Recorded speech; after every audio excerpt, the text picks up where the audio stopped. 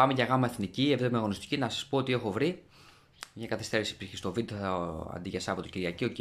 Το κάνω έτσι λίγο πρωί-πρωί, τελειώνουμε. Να πούμε, θα πω εντάχει τα ματσάκια, έχει πολλές αναλύσεις. Έχει πολλούς άσους και διπλά σε χαμηλές αποδόσεις. Πολλά φαβόρι σήμερα. Να δούμε ποιο θα σπάσει και ποιο όχι, ποια θα αποφύγουμε την παγίδα. Στον πρώτο όμιλο, τον Πανθρακικό το φαβορί το βλέπω και άσο και over, ένα συνδυαστικό bet.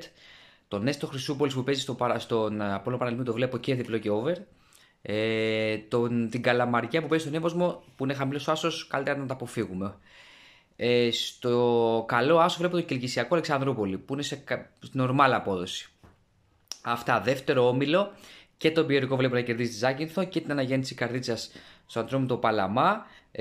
Τρίκα με Αστέρα Πετρητή βλέπω over. Άσο με over, έτσι. Βλέπω over πάντως. Και Κοζάνη Θεσπρωτός θα πάρω το χ. Ψάχνω ένα χινάρι εδώ πέρα. Πολύ ισορροπημένο ζευγάρι. Στον τρίτο όμιλο και εδώ Νέα Αρτάκη με Πανεγιάλο το βλέπω τον άσο, βλέπω και το over. Κόρινθο Λουτράκη το βλέπω τον άσο. Λάσιρου Μιλτιάδης, η λογική λέει άσος, κάποια στιγμή θα κάνει και θα έχει απόλυες βαθμών. Δηλαδή μην τρελαθούμε. Το Μύκονος Ευπάλιο μου κάνει το over πολύ ψηλό. Γιατί η Μύκονος τα μάτια θα ανοίγουν. Και θα πάρω το χ στο αέρα αφά του Παραφυλιακό. Βλέπω το Παραφυλιακό λίγο να ξυπνάει σιγά σιγά. Αυτά. Και τέταρτο όμιλο. Το Εθνικός με το Τιμπάκι το βλέπω τον άσο και το over. Και το Τιμπάκι Χριστιανός βάζει γκολ.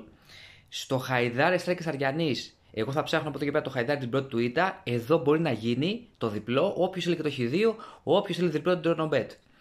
Και στο Θήλα Ραφίνας Νέα Ιωνία, Θήλα Ραφίνας με νέο προπονητή, πιστεύω ότι η Νέα Ιωνία δεν θα κερδίσει.